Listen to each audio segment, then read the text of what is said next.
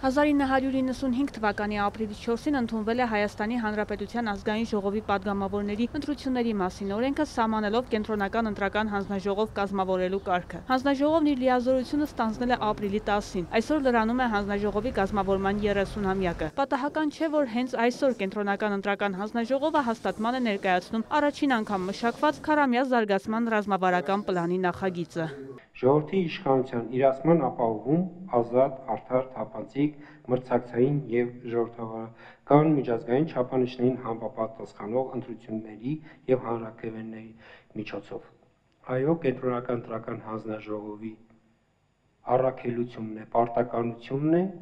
ապահովել ժողովրդի իշխանության իրացումը։ Եթե հաջողվում է ընտրություններն այնպես կազմակերպել, որ դրանց արդյունքներն այլևս չվիճարկի հանրությունը, ուրեմն կենտրոնական ընտրական հանձնաժողովի աշխատանքը հաջողված է, նշեց Հովակիմյանը եւ որպես օրինակ հիշատակեց տեղական ինքնակառավարման մարմինների վերջին ընտրությունները։ Օրինակ Փարաքար եւ Գյումրի համայնքների հավաքարների ընտրությունների արդյունքները դատական կարգով չի բողոքարկվել։ Այո, ընտրությունների ընթացքում բազմաթիվ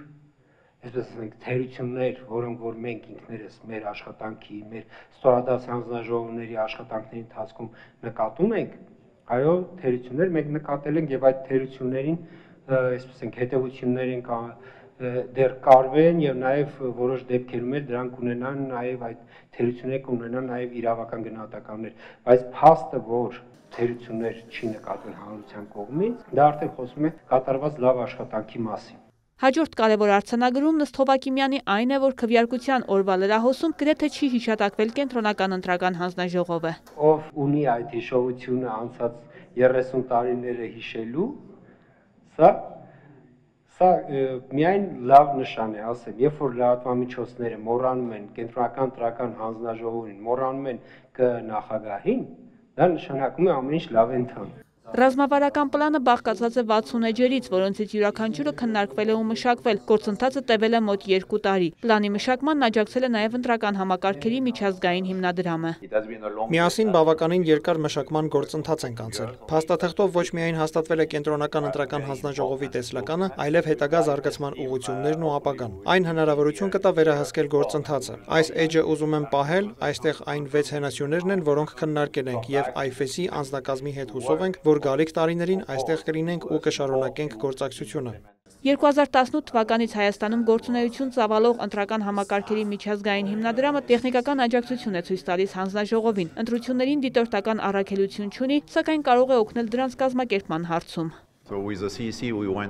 2018, նաև 2021 թվականների խորհրդարանի արտահերթ ընտրությունների ժամանակ Հայաստանում ենք եղել եւ աջակցել ենք կենտրոնական ընտրական հանձնաժողովին ընտրությունների անցկացման գործում, նաև գործակցել ենք մասնավորապես Արդարադատության նախարարության հետ, բարեփոխելով ընտրական օրենսգիրքը, աջակցել ենք այլ բարեփոխումներին։ Վերջին տարիներին նաև աջակցություն ենք ստացել Միացյալ Թագավորության կառավարությունից կենտրոնական ընտրական հանձնաժողովի հետ գործակցել կիբերանվտանգության, քաղաքական ֆինանսավորման, քաղաքացիական կրթության ոլորտներում։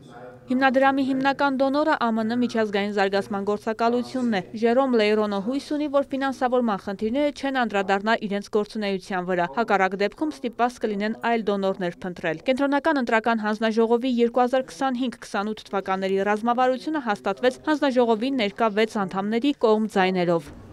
Վարդուհի Արզումանյան, Էդգար Դավթյան, լուրեր։